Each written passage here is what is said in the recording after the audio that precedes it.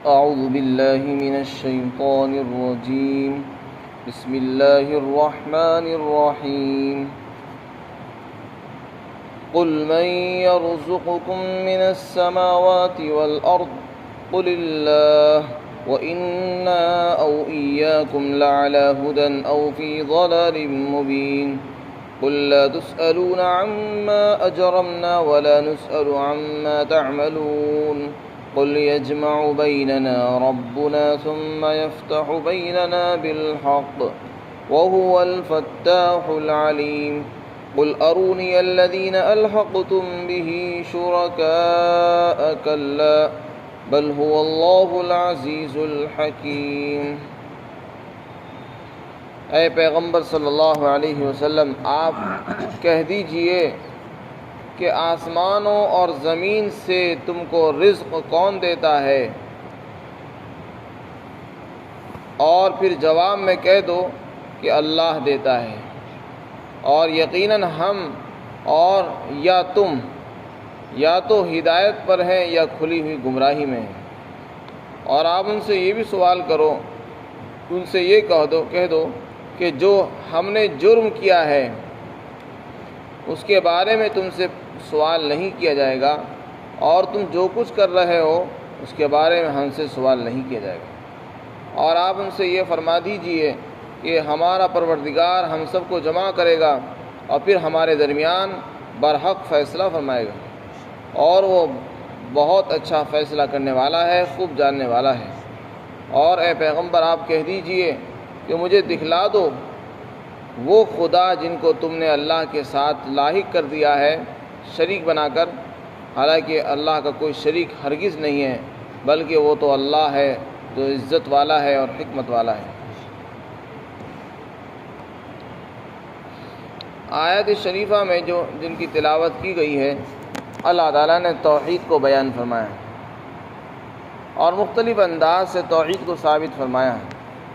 توحید اللہ کو ایک ماننا، یہ ہم سب کا عقیدہ ہے، اور قرآن نے اس عقیدے کو بار بار ذکر کیا ہے۔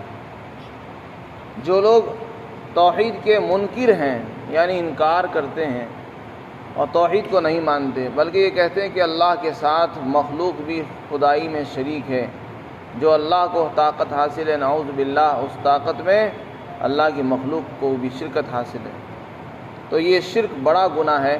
ان الشرک لظلم عظیم، اللہ ہر گناہ کو معاف فرما دے گا لیکن شرک کی بخشش نہیں ہوگی۔ یہاں پر ایسے ہی لوگوں سے سوال کیا جا رہا ہے، نبی کو خطاب کیا، فرمایا کہ آپ ان سے پوچھو جو اللہ کو چھوڑ کر مخلوق کو خدا بنا بیٹھے، جو اللہ کو بھول گئے ہیں اور مخلوق سے فریادیں کر رہے ہیں، جو اللہ کو چھوڑ کر قبر والوں سے رزق مانگ رہے ہیں، اولادیں مانگ رہے ہیں، آپ ان سے یہ سوال کرو کہ آسمان اور زمین سے تمہیں روزی کون دے رہا ہے، مجھے بتاؤ۔ کیا یہ قبر والے دے رہے ہیں، یا یہ پتھر کے بت دے رہے ہیں، یا جن کو تم نے اپنا خدا سمجھا ہے، یہ دیوی دیوتائیں، یہ تم کو رزق دیتے ہیں؟ یہ سوال ان سے کرو۔ ظاہر سی بات ہے کہ ان کے پاس اس کا جو جواب ہے انہیں معلوم ہے، لیکن وہ جواب نہیں دیں گے، اس لیے آپ خود ہی جواب دے دو اور کہہ دو کہ اللہ رزق دیتا ہے۔ سوال یہ ہے کہ رزق تمہیں آسمان اور زمین سے کون دیتا ہے؟ آسمان اور زمین کا مطلب یہ کہ آسمان سے پانی کون اتارتا ہے، اور اس پانی سے پھر زمین سے سبزیاں اور ترکاریاں اور پھل اور غلہ کون پیدا کرتا ہے؟ ظاہر سی بات ہے کہ ہر شخص چاہے وہ مشرک ہو، وہ جانتا ہے کہ آسمان سے بارش کس نے برسائی اور اس پانی سے پھر کھیتیاں کس نے اگائی۔ اس سوال کا جواب ان کو بھی معلوم ہے، لیکن پھر بھی شرک کرتے ہیں۔ فرمایا آپ ان سے کہہ دو کہ اللہ یہ کام کرتا ہے، یہ سب کچھ اللہ کی مشیت اور ارادے سے ہوتا ہے، بتوں کے ارادے سے نہیں ہوتا۔ جب اتنی بات تمہارے نزدیک بھی مسلم ہے تو تم اللہ کو کیوں چھوڑ کر جاتے ہو ان کے پاس؟ اللہ کو چھوڑ کر تم نے پتھروں کو اپنا معبود کیوں سمجھا؟ اللہ کو بھول گئے اور ان کو اپنا بڑا مان لیا۔ یہ کیسی ناانصافی ہے اور کم عقلی بے وقوفی کا کام ہے۔ پھر آگے ایک اور انداز سے ان کو غور و فکر کی دعوت دی جا رہی ہے۔ اللہ تعالیٰ بھی عجیب و غریب طریقے سے لوگوں کو طرح طرح سے دعوت دیتے ہیں، کیونکہ اللہ تعالیٰ بڑا مہربان ہے مخلوق پر، وہ چاہتا ہے کسی طرح یہ لوگ آئیں، صحیح راستے پر آئیں۔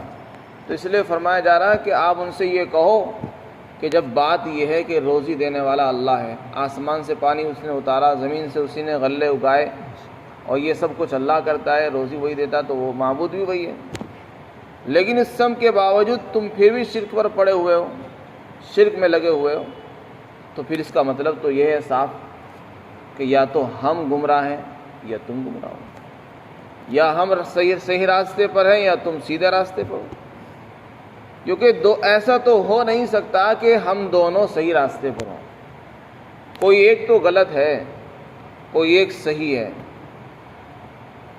فرمایا یا تو ہم یا تم ہدایت پر ہیں یا ہم یا تم گمراہی پر ہیں۔ یہ دراصل ایک انداز ہے سامنے والے کو قریب لانے کا، بطور تلطف کہ اللہ نے اس انداز سے ان کو دعوت غور و فکر دی ہے، اور یہ دعوت دی ہے کہ تم ذرا غور تو کرو، ہم بھی دعویٰ کر رہے ہیں کہ ہم صحیح راستے پر ہیں، تم بھی کہہ رہے ہو کہ ہم صحیح راستے پر ہیں، تو صحیح راستے پر دونوں تو مشکل ہے، ایک ہی آدمی صحیح راستے پر ہو سکتا ہے، دونوں تو نہیں ہو سکتے نا۔ جہاں تک ہمارا تعلق ہے، ہم تو توحید کے قائل ہیں، اور ہم نے غور کیا تو ہمیں معلوم ہوا کہ توحید ہی صحیح راستہ ہے۔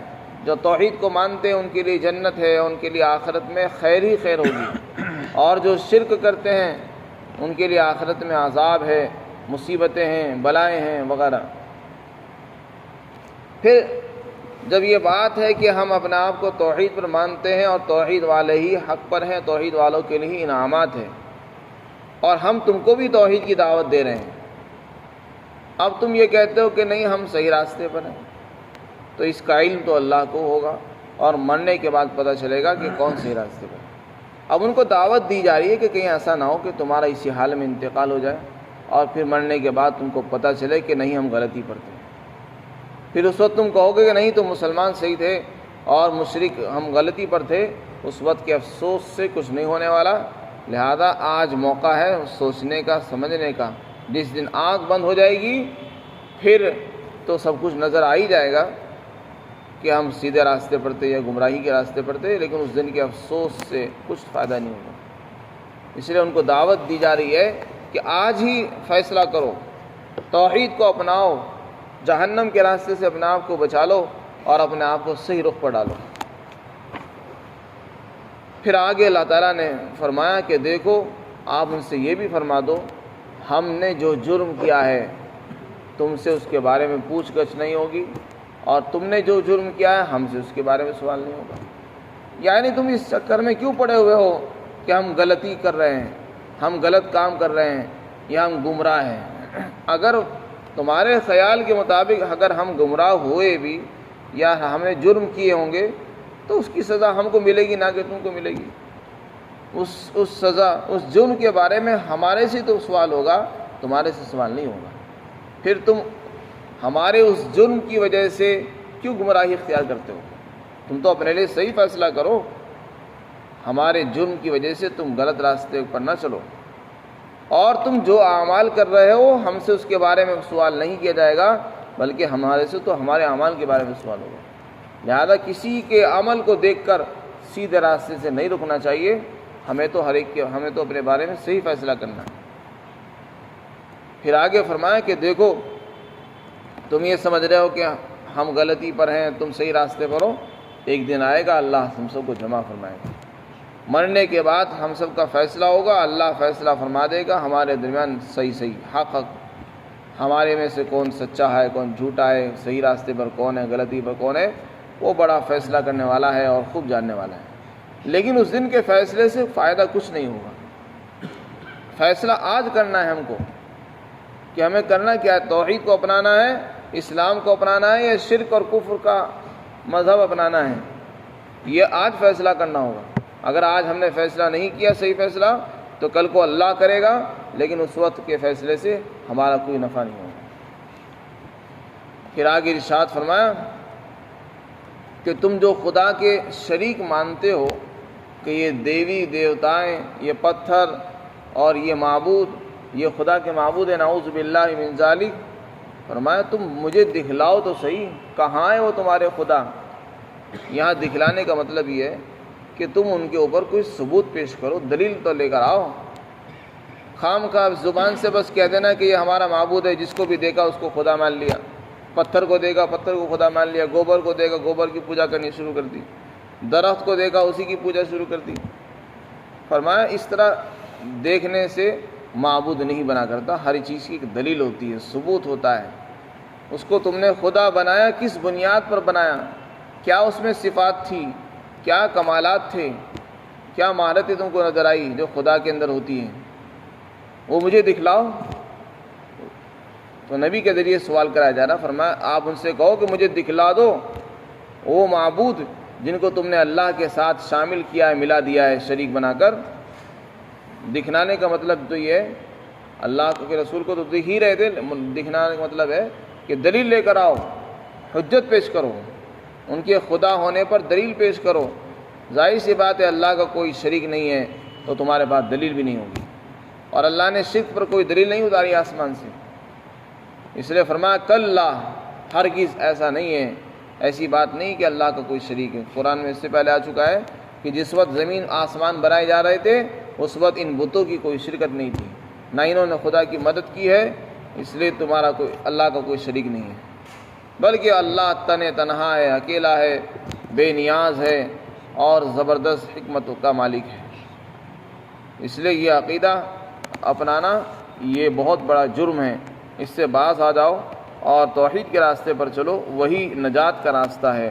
اللہ تعالی ہم سب کو صحیح راستے پر چلنے کی توفیق عطا فرمائے۔